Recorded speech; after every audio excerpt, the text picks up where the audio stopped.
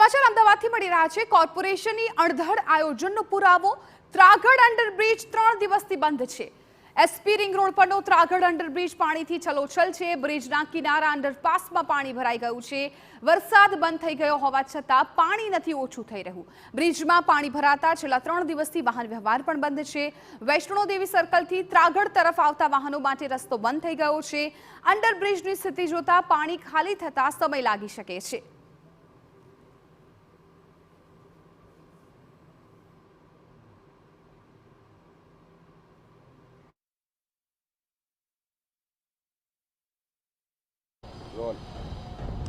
तो आपने आ प्रथम दृष्टिए जोता लगतु हशे के वावमां पाणी भरायेलुं छे, परंतु खरा अर्थमां एवुं नथी।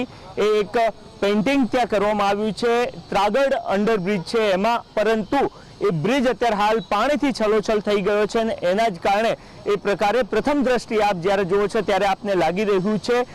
महत्वनुं छे के छेल्ला 3 दिवसथी ત્રાગડનો आ अंडरपास है जाने के एक स्विमिंग पूल बनी गयो होय ए प्रकारनी स्थिति जोवा मळी रही छे। छेल्ला 3 दिवसथी आ वाहन व्यवहार माटे बंद करी देवामां आव्यो छे कारण के पाणीथी ते छलोछल छे।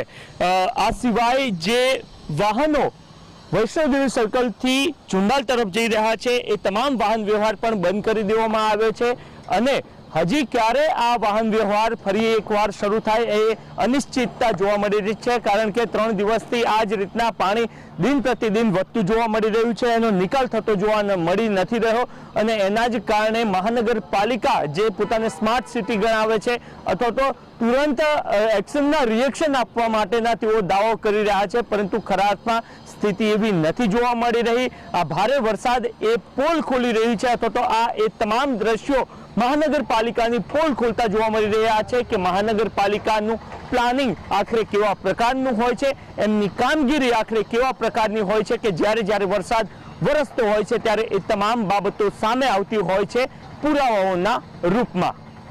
કેમેરામેન નિલેશ વાઘોરા સાથે નરેન્દ્ર રાઠોડ, TV9 અમદાવાદ।